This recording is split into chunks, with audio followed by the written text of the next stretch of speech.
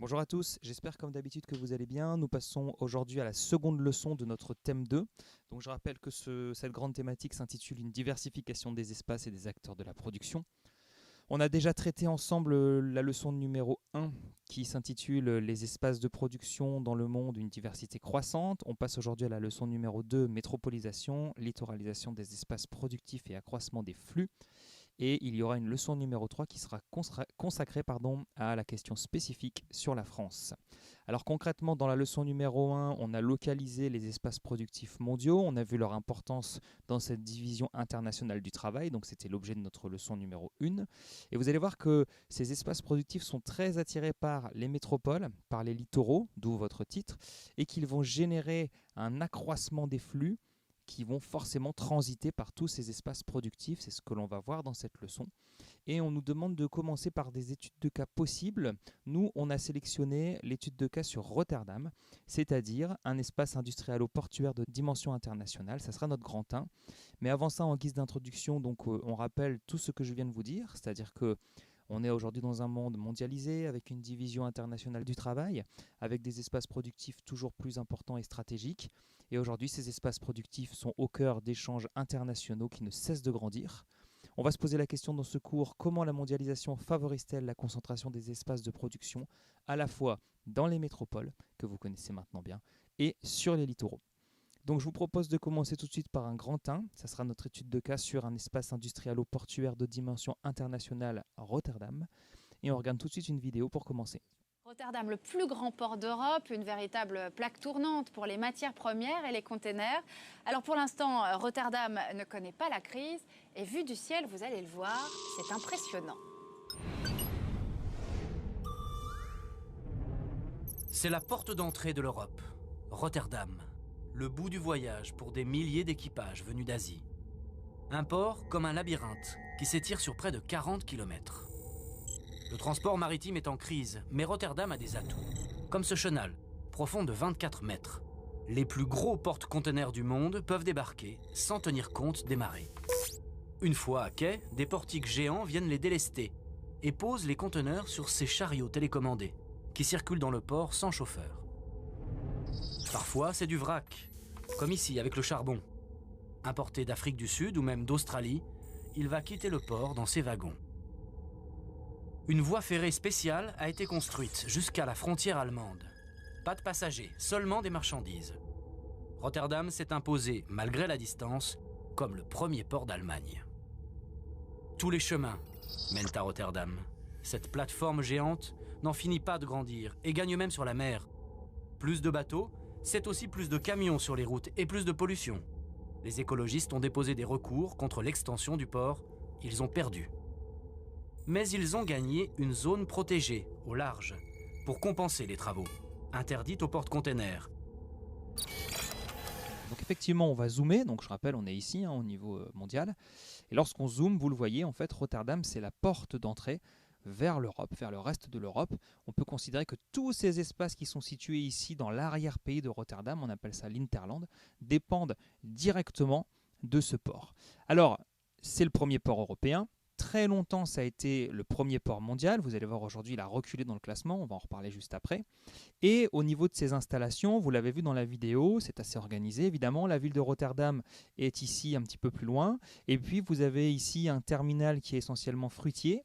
Ici, un terminal pétrolier où vous allez trouver des raffineries, des industries chimiques. Ici, plutôt un espace qui est réservé aux containers, c'est-à-dire à toutes ces énormes boîtes métalliques qui transportent des marchandises qui en général sont manufacturées, c'est-à-dire elles ont été produites, elles sont dans des cartons, lesquels sont placés dans des containers. Deuxième petit point dans votre sujet d'étude, on vous rappelle que Rotterdam, c'est une gigantesque zone industrialo-portuaire. Alors le terme peut paraître complexe, en fait, il faut le comprendre d'une manière assez simple. Vous avez des activités portuaires, évidemment, mais associées à ces activités, vous avez des activités industrielles et logistiques qui se sont développées. Donc, comme vous le voyez, lorsque un bateau va accoster dans un port, à la fois, il va y avoir une logistique qui va se mettre en place. C'est-à-dire qu'il va y avoir du chargement, du déchargement, mais bien sûr aussi du stockage. Donc comme je vous le montre dans cette vidéo, vous allez avoir des minerais, des hydrocarbures qui vont rester sur place dans cette zone industrielle portuaire. Mais se sont également développées sur cette même zone des usines, des industries au sens large, qui vont directement transformer certains produits sur place. C'est-à-dire que vous avez non seulement des activités portuaires, mais sur place également des activités industrielles, c'est-à-dire des usines qui se sont installées directement sur le site portuaire de Rotterdam, d'où l'expression zone industrialo-portuaire.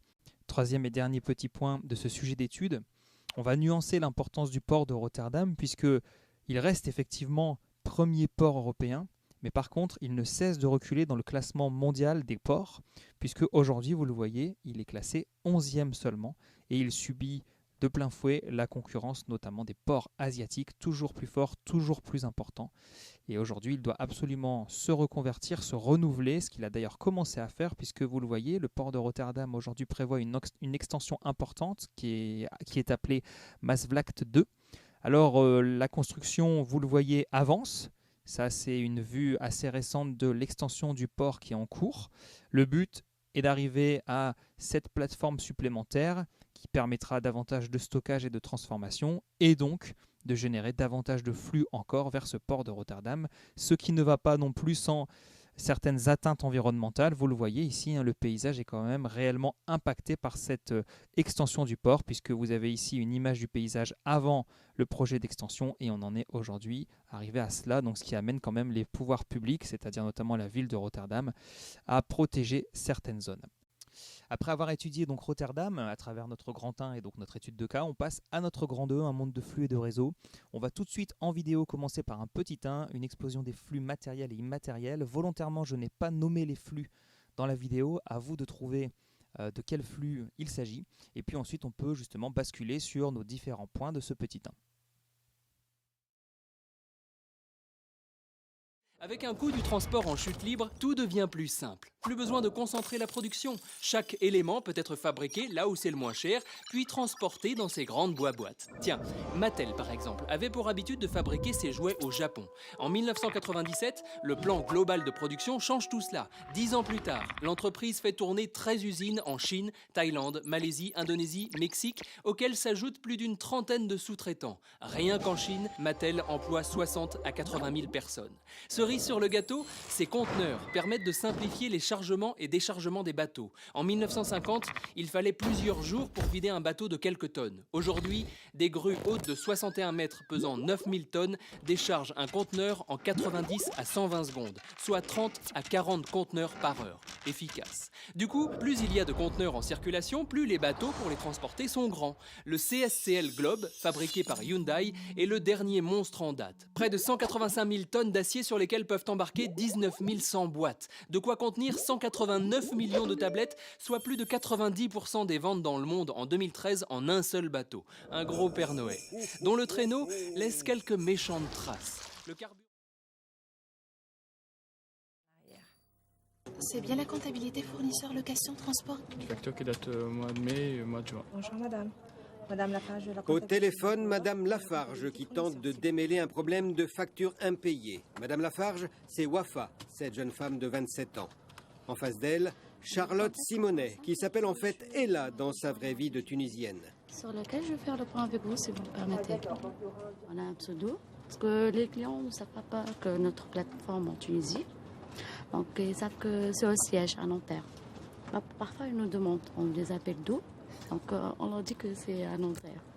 Cette plateforme téléphonique est à 1500 km de Nanterre. Depuis 10 ans, elles se sont multipliées en Tunisie comme au Maroc. Ces téléopérateurs sont capables de régler toutes sortes de problèmes. Dépanner une ligne Internet, faire des sondages, démarcher des clients pour leur vendre des fenêtres, et tout ça dans un français impeccable. C'est naturel, puisque c'est la deuxième langue en Tunisie. Nous avons l'arabe. Après, nous faisons le français depuis l'âge de 7 ans. 15 000 jeunes travaillent dans les centres d'appel en Tunisie. Leur salaire, autour de 300 € par mois au niveau d'un instituteur débutant. Pour les entreprises françaises qui font sous-traiter leurs relations clientèle, la prestation leur revient à 12 € de l'heure, en moyenne, contre 22 € en France. Plus l'économie progresse, partout dans le monde, plus le tourisme explose. En 1950, 25 millions de personnes dans le monde partaient en vacances. 112 millions en 1965, 935 millions en 2010 et 1 milliard 250 millions aujourd'hui. L'explosion du tourisme est le signe le plus visible de l'essor des classes moyennes partout dans le monde, et en particulier dans les pays émergents comme la Chine. Le tourisme est devenu un mouvement perpétuel planétaire. Il y a en permanence dans le ciel 1 200 000 passagers en vol. La vidéo d'abord nous permet de rappeler qu'un flux, c'est une définition que vous connaissez déjà, c'est une circulation, un échange de marchandises, de personnes, de capitaux, d'informations. Et ces échanges sont assurés par des moyens de transport et de communication à travers le monde. Donc ces flux, et vous l'avez bien vu dans la vidéo, ils sont à la fois immatériels et matériels. Alors si on les liste, et là vous retrouvez les différents flux observés dans la vidéo, d'abord vous avez des flux de marchandises, donc des flux vraiment matériels, notamment de produits manufacturés, bon, par exemple, je sais pas, ça va être vos téléphones, vos consoles, etc. Et puis vous allez avoir des flux de matières premières, d'hydrocarbures, de minerais, de matières premières agricoles. Et vous aviez d'ailleurs observé dans le Grand Inc, à Rotterdam, vous avez un certain nombre de ces marchandises qui transitent et finalement ont comme point d'arrivée le port de Rotterdam. Deuxième flux important que vous avez observé dans la vidéo, on est plutôt dans le flux immatériel avec les flux de capitaux. Alors notamment, on va évoquer ici les IDE, les investissements directs à l'étranger, les placements financiers. Et vous le savez, dans le monde, on a notamment les grandes bourses mondiales qui vont peser. Troisième point, on parle également d'échanges de services, c'est peut-être un peu moins évident pour vous, ça va être les transports, les assurances, les services financiers, informatiques, le conseil, etc. Donc là, on n'est pas dans le flux matériel, on est bien dans le flux immatériel, mais à ne pas oublier les flux de services. Donc. Et puis dernière chose, les flux touristiques, là on est plutôt sur du flux humain, mais ce sont des flux très importants également à travers le monde. On en reparlera un peu plus tard lorsqu'on évoquera les littoraux, puisque vous verrez qu'aujourd'hui, on compte aux alentours de 1,4 milliard de touristes chaque année. Et donc vous imaginez l'importance des flux qui sont générés par ces déplacements touristiques. On passe maintenant à notre petit 2 qui va tenter d'expliquer l'accroissement de ces flux, c'est-à-dire on va chercher les facteurs politiques, techniques et économiques qui vont amener l'explosion des flux. C'est donc notre petit 2. Alors, dans les raisons que vous devez connaître, il y a d'abord des facteurs politiques. Alors le premier facteur, et on le voit très bien ici, on l'avait déjà un petit peu évoqué, c'est l'abaissement des droits de douane depuis la fin de la Seconde Guerre mondiale. Alors là, c'est un rappel, c'est juste pour vous dire que vous vivez sur une planète où le libre-échange est majoritairement roi, c'est-à-dire que les États signent des accords pour que le commerce se fasse avec le moins d'entraves possible aux frontières, et on avait déjà évoqué ce diagramme où on voyait les droits de douane chuter considérablement. Donc depuis justement la fin de la Seconde Guerre mondiale. Donc là-dedans, vous devez absolument souligner le rôle de certains États, notamment les États-Unis. Vous savez que c'est d'ailleurs le modèle américain par excellence, c'est celui du capitalisme et du libre-échange. Donc ils vont peser énormément dans l'instauration de ces très faibles obstacles aux frontières et donc de ce libre-échange.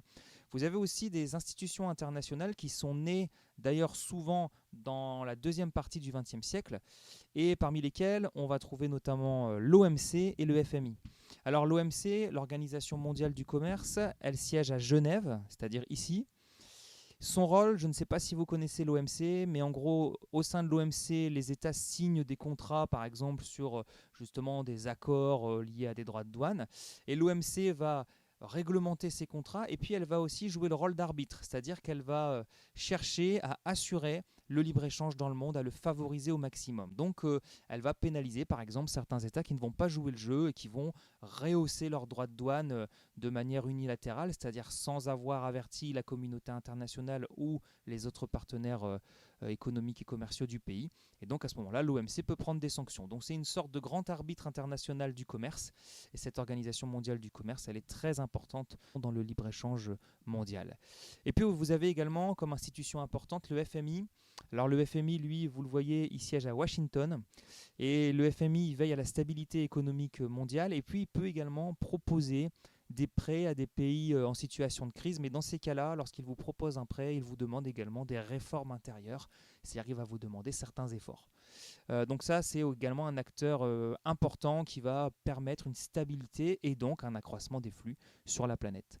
Dernière chose, vous avez également sur la planète, on en a déjà un petit peu parlé aussi, des organisations régionales qui sont nées et qui permettent entre les États de mieux commercer, notamment en abaissant les droits de douane. Alors vous connaissez vous très bien l'Union européenne, hein, donc là on est sur une forme très aboutie d'organisation économique régionale, puisque vous avez vraiment une libre circulation des marchandises au sein de l'Union européenne, et puis on en est même arrivé à une libre circulation des humains, à avoir une monnaie commune. Enfin bref, ici on est vraiment dans une organisation très développée. Mais vous pouvez également citer l'ALENA, l'accord de libre-échange nord-américain, également le Mercosur. Donc vous voyez, c'est-à-dire que par exemple, là ici avec l'ALENA, Canada, États-Unis, Mexique se sont mis d'accord pour favoriser un commerce libre et avec le moins d'obstacles possible entre les 3 pays membres. Voilà. Donc là, ça peut être également un exemple intéressant. Seconde flèche de ce petit 2. Vous avez aussi des facteurs techniques. C'est-à-dire que forcément, puisque vous avez de plus en plus d'échanges de marchandises sur la planète, c'est que vous avez aussi des bateaux de plus en plus importants, de plus en plus performants et surtout qui transportent de plus en plus de containers qui vont permettre un accroissement des flux. Et ces bateaux se sont spécialisés, donc vous avez des vraquiers qui vont par exemple transporter uniquement des minerais ou des ressources agricoles. Vous allez avoir des porte-containers ici à l'écran. Vous allez avoir des pétroliers, évidemment. Bref, des bateaux qui se spécialisent. Et en fait, on vous dit qu'à mesure que ces bateaux grandissent, c'est leur coût qui diminue. On vous cite un exemple qui est très marquant. Par exemple, si vous voulez transporter 1 tonne de minerai de fer entre l'Australie et l'Europe, ça ne coûte que 9 € aujourd'hui.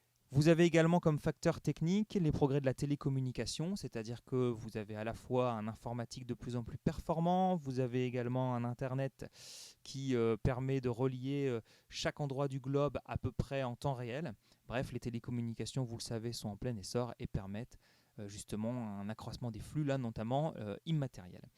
Et puis dernier facteur, et là c'est un facteur que vous connaissez parce qu'on l'a vu également dans la leçon, vous avez des pays qui, en s'éveillant, ont favorisé le commerce international, et vous devez absolument parler ici de la Chine, puisque depuis justement l'éveil de ce pays, les flux se sont multipliés, et vous savez que notamment à travers ces 3 pôles, vous avez des flux énormes, et c'est notamment donc dû au développement économique de certains États. Aujourd'hui, on l'a déjà évoqué aussi, le développement des BRICS, Brésil, Russie, Inde, Chine, Afrique du Sud, c'est-à-dire des gros émergents, permet aussi aujourd'hui d'avoir de nouveaux partenaires commerciaux. Voilà, donc vous venez d'étudier cette première partie de leçon. J'espère que c'est bien clair pour vous.